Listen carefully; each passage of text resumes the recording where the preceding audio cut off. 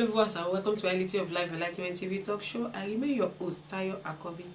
Today we'll be looking at reading culture. To some, reading could be for enjoyment and relaxation, for academic purposes and to develop a skills, for direction, to know more about ourselves and the world around. We all have different reasons why we read. But today we'll find out if reading is a culture or an hobby. Who is obliged to teach a child how to read and write? And like what age can a child actually start to know how to read and write? These are many more questions I will be throwing more light into. Here with me are Dr. Lanre Lawal, a university lecturer. Hello viewers. And Uloma Moses, a midwife nurse. Hello viewers. Yes, Dr. Lanre, is reading a culture or a hobby? That's an interesting question, and we can look at it. We can say it's part of a culture, and part of what we do within a culture could also be something people take as hobby. So culture embraces a lot of things, and reading could be part of that culture. And to some people, it serves the function of a hobby, and to some people, it could be something for investigation, to find out more about things or to enrich themselves. Reading is a very interesting thing to do, but a lot of times people find it very difficult to read because of many reasons. It's supposed to be a part of us. Yeah, Dr. Lanre, who is obliged to teach a child how to read and write? As I think this is no matter how we look at it, the responsibility still falls within the domain of the parent, because we all know growing up, we all looked up to our parent. We watch what they do, we observe, we pick things from them, we watch their habits. So reading, the habit of reading has to come from the parents. It has to be learned from the parents. Kids need to see that it's not a chore to read. It should be something that is enjoyable, something that is fun to do. So at a young age, the responsibility falls on the parent to help the kid to develop that habit of reading and making sure that they find it enjoyable, because once they find it enjoyable, as they grow and become adults, they realize that it's something that's necessary. It's part of our culture. It's part of what makes us who we are. We are inquisitive. We learn. We want to learn new things to improve ourselves. And reading could be one of those aspects or tools that we can use to improve ourselves. Uloma, who is obliged to teach a child how to read? Well, that's a very interesting question, because if you look at it, generally it's supposed to be a teamwork. Okay. It's not supposed to be a particular person. It's supposed to be something that everybody should join hands to do. Teamwork. From the teamwork from the parents. Oh, okay. Especially from the mother. The mother is supposed to be the first person to do the teaching, to teach a child how to read, how to do most things. So that it should come from the family, should come from the family, then until the child grows up to the school age period, where the teachers will now take over. So it's actually not one person that should do it. Parents should do it. Mothers should make sure they are there for their children. A lot of times some mothers are very busy for their children, but because it is something that supposed to be an important thing in the life of a child, you know, what a mother should do in the life of a child is to do the first, take care of a child very well, even reading and writing, and then teaching other things supposed to be part of what a mother should do, so that the environment where the child comes from should come first. Then the teachers should take over. That's what I get. I would like to chip into that because why one thing that I would like to pick up from that is that yeah, definitely mothers have a very significant impact on how the kid develops, but that doesn't also take away the responsibility from the father as well. These it's known all over the world. There's been a lot of research to prove that the reading aloud to kids at very young age, from 3, 4, 5, has a significant impact on their achievement later in life, their development, their emotional intelligence, how they perform in school in later life, how they are able to read, how they are able to handle pressure. So if the two parents, both of them, if they say it, because I don't want to see it as, yeah, it's the mom, yeah, the mom has to do it, dad's got to go to work.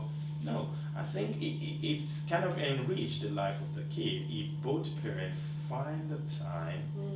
It doesn't have to be something every day. We always have to find that little bit of time to give the kid that development. There's so many studies carried out in the US, across the world, in so many different part of the world, that shows that reading at an early age, reading aloud, even they cannot read at that time, but by you reading aloud to them, it helps them to develop and perform better later in life. So it should be something that both parents should find time to do. As a midwife nurse, when can a parent, or as you said, a mother, when can a child? I actually mentioned mothers, not because I want to exclude the daddies, no. Okay. Because the man is the head of the family. Okay. I can't value that. Okay. I said it because as a mother, I'm also a mother. Okay. I also know that when a child is in utero, when a child is in the tummy, Okay. in the womb, Yeah. you can also speak to a child in the womb. Yes. Okay. The child, it will be surprising to you that the child will even be hearing even from that time. So that is why I mentioned it earlier on, that it is a role of the mother, so that the mother becomes the first person to do that.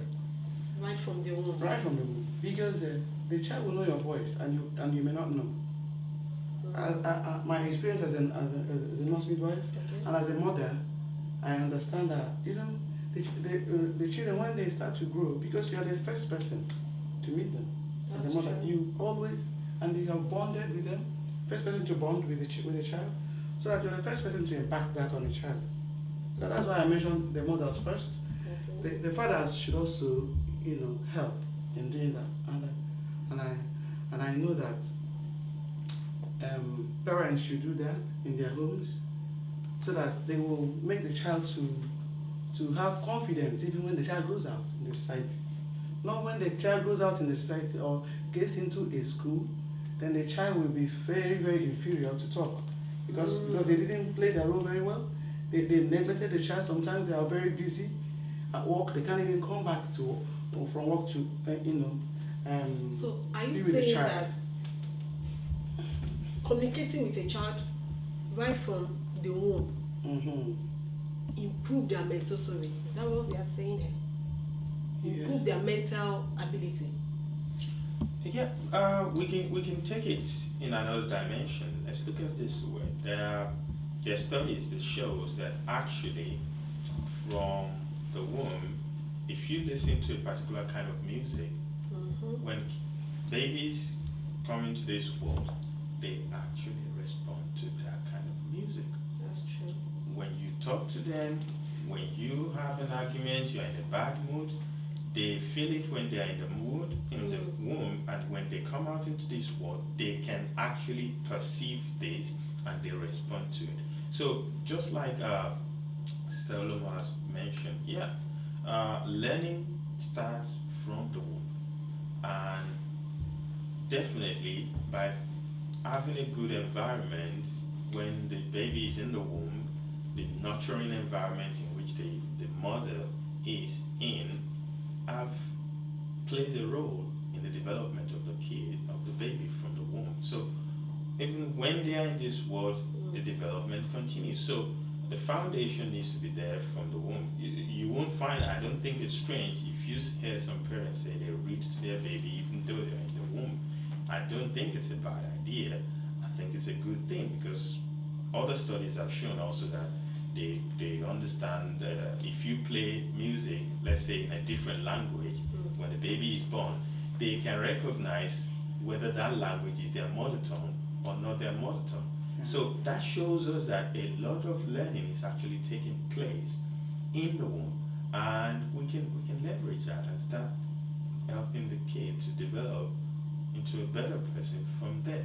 I'm not saying that everybody should go out and start reading to babies in the womb, but it's more important to have a nurturing environment that from the womb the baby start understanding that you're coming into a good place and you will be loved, you will be taken. How can we make our environment conducive? A lot of things, a lot of factors. Okay, let me say, when there is a problem in the finance in the house, when there is no home when there is no money in the house, you don't expect the parents to sit down there. For example, you don't expect the daddy and the mommy to sit down there and start to read for the child when they are not having any money, they don't have any food to eat. Another thing is when there is no time, when the parents have a lot of job and there is no time as well. Having lots of job. Job, yes, and there is no time for them to attend to the children. In that way, that environment is not conducive because they are not even around. They are not there for the child. Kids are not something that comes with a manual, so we all have to learn as we go.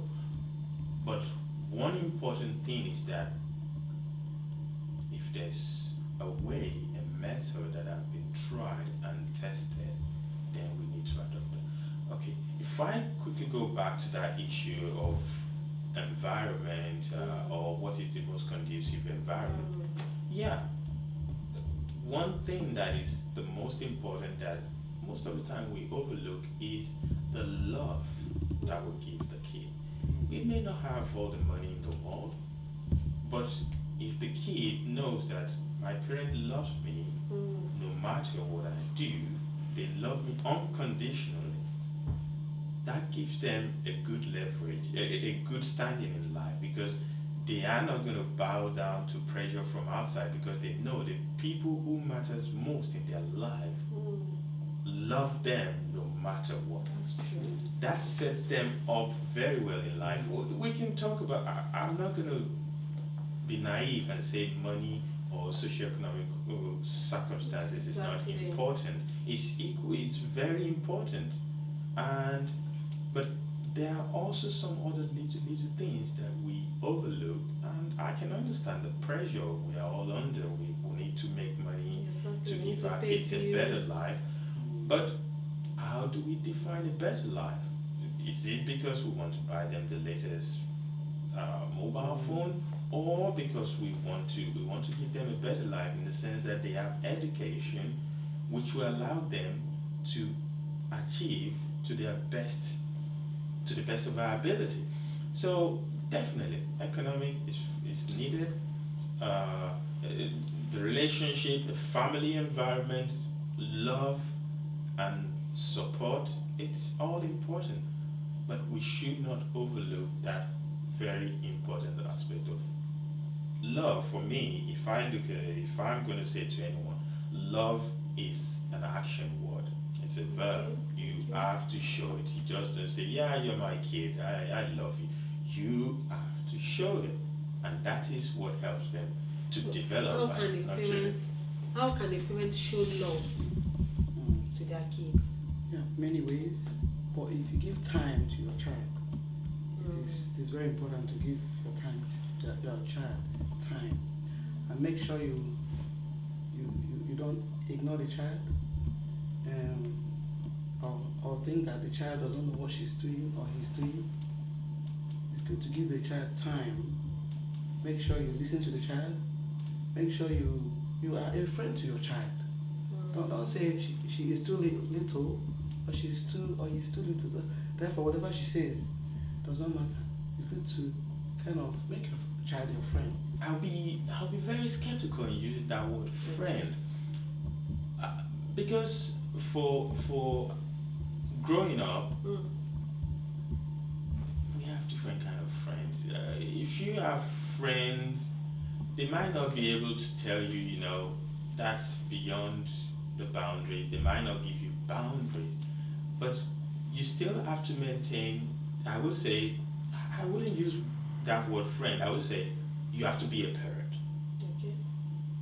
You are supposed to be a leader for the kid.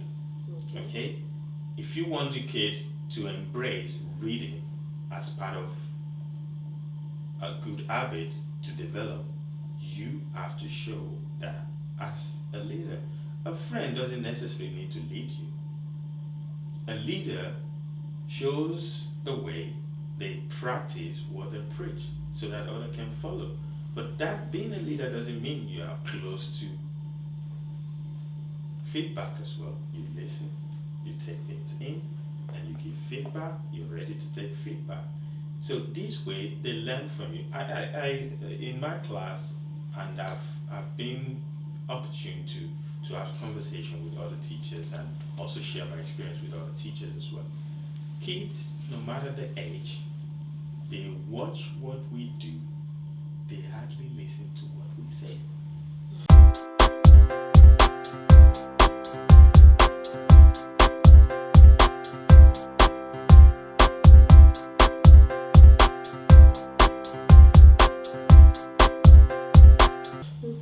So if you want to change their behavior, you want them to do something, they have to see you do it. They have to see the example from you. So you have to be that leader that shows the way, that practice what we say and we follow through. And from there, if you don't read, I can go back to the example of my dad. Growing up, I see a lot of books in the house. I see him reading. I'm curious, what is that man doing? So I pick up a book, I just flip through and say, wow, that's interesting. I don't even know what is there, but I'm seeing somebody else do it. It's my dad. It's like my whole world. Then from there, today, I love books. It's like if I have a whole house, I will fill it with lots of books because I just love reading. And it's from there, kids see what we do and they pay attention. I happen to be a teacher in my church for the children. So, and I have been to a series of trainings, and I understand that when I say friend, I mean that you will have to be a friend to somebody and make the person to relax. When somebody is relaxed with you, the person will flow with you. If it's a child, and the person, you make her to feel at home. Like when you have a friend, the friend will feel at home with you. You're a parent, no doubt, but when you kind of make the child to feel free with you, you know, that's when friend comes in. That's why I mentioned that. But some child might actually misuse the opportunity. Might, but the child will still be relaxed with you. You don't have to, you know. You actually you really need to make the child to relax. Like I know I teach in my church. I know these little ones from age 2, 3, 4, 5, 6 up to 9, and then I make them to relax with me, and then we flow together. And then when I still want to, I set boundaries as well. When I still want to tell them something, they will see another kind of face. Because they know I'm an adult, they know I love them, they know they are my friends. So I teach them like that. So that's just what I mean. Do we actually still have a reading culture? I think it's there. It's there. Maybe it's not as pervasive as it used to be, that people don't read as much. I don't think there's any day you go into the underground or any transportation in London and you don't see people reading. might not be what we expect them to read, but who are we to expect other people to read as we want them? People still read. I still believe that a lot of people still read. But the important question is, are the young generation, are they embracing that habit Culture. of picking up a book, even if it is electronic book, okay? It doesn't have to be that physical paper book. Are they picking up that book and reading and discovering new things? Maybe they are discovering in a new way. How about library? That's Going to the library. Yeah, that's another aspect. I know a lot of children are even afraid to be called people that like to read and read and read and read. You know, there is this trendy thing this time that it's not fashionable to go into the library to read anymore. So I think children really follow things that are in vogue. See what I mean? So they don't like it to be that their friends are saying, are you a geek, by the way? You're always reading and reading and reading. So that it has made that want to die. But if you're a parent, you should know how to relate to your child and make her to know that it's not about being trendy. It's something that is important to do. Make a child to so how can we make it a habit. Okay, so how can we redesign our curriculum to be more attractive to children? I don't think the problem is about curriculum. Now, if I quickly touch upon that issue of library, let's not, because now these days, when we were growing up, library is probably the only place we can get all the books we need.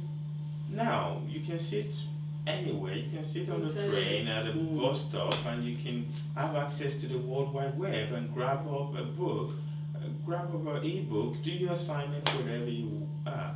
So I wouldn't say I want to emphasize going to library or anything like that. It's not really necessary to encourage people to read.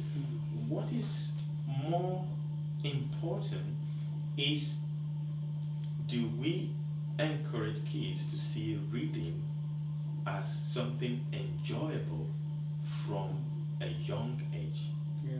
Because once, we all know it's the same thing for us, whatever action we take, we look at risk and the reward, benefit and cost. Okay, every action human being take from that little age, whatever we do, we look at what is the benefit, what is it going to cost us, and we judge most things that way. We might be unaware of it, but it happens automatically. So if they make the connection from a very young age that reading is rewarding, it's enjoyable, it's fun, it goes a long way to, you don't even need to do so much to get them to do it when they are older. They pick it up. You don't need to encourage them, you don't need to push them. They get it, they understand it, they do it. So if we are talking about, let's say, age 3 to 5, it's a different approach. From teen years and above, it's got to be a different approach. So if I'm going to advise anybody with a 3-year or 4-year-old, one significant advice, one major advice I'm going to give them is, read to your kids. Find a little bit of time during the week. Read aloud to them. It helps you to bond with them. It shows that you love them, because our time is one of the most valuable things we can give anybody. That's true. Either your partner, either your kid, or your workmate, anybody. Our time is the most valuable thing we've got. And sharing it with people shows them a lot about how much we care about them. So an habit of spending a little bit of time reading to kids goes a long way. Emotional intelligence, it enriches their vocabulary. It can help them to develop coping strategy, it can also help to calm them down. Imagine, we all know how it feels after a long hard day. You pick up a book and you just lie down and you read. You drift into another world because as you're reading, your mind is making up all these different images about what you're reading. It takes you away into another world. It calms you down. Okay?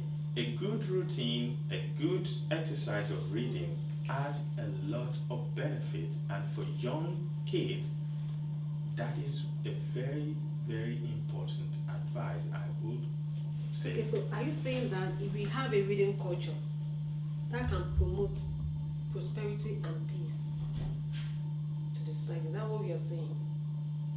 Surely we can take it to that dimension, because if I'm gonna go a little bit to a little bit satirical, I can't remember who this quote is from. Says that democracy without education, without proper education, is meaningless. It's meaningless. That's true. Because if people are not educated enough and enlightened enough to make the right choice, then what do we call democracy?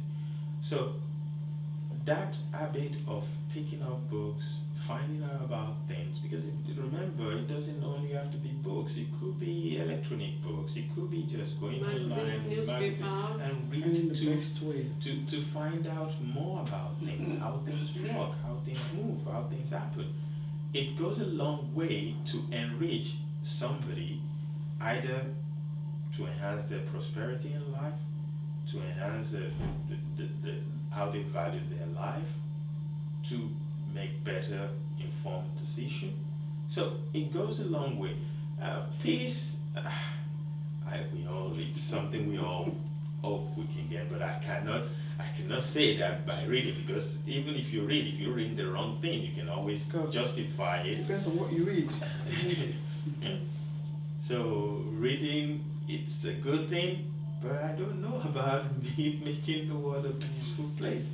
I cannot say certainly about it. As well, if you develop this skill, if you learn to read, or if we make our children to read, they will have a lot of information. And then most of what we do today is based on information. That's true. If you don't read, you wouldn't even know anything at all. You just wait for other people to tell you what's going on in the society. Viewers, this is how far we can go today. Parents, give quality time to your children. Listen to them, read to them, let your environment be attractive for these kids to learn. And government, allocate more funding to our educational system so that we can have a better future. Thanks, Uloma, Mrs. for coming, and thank you, Dr. Larry Lawal. Bye for now.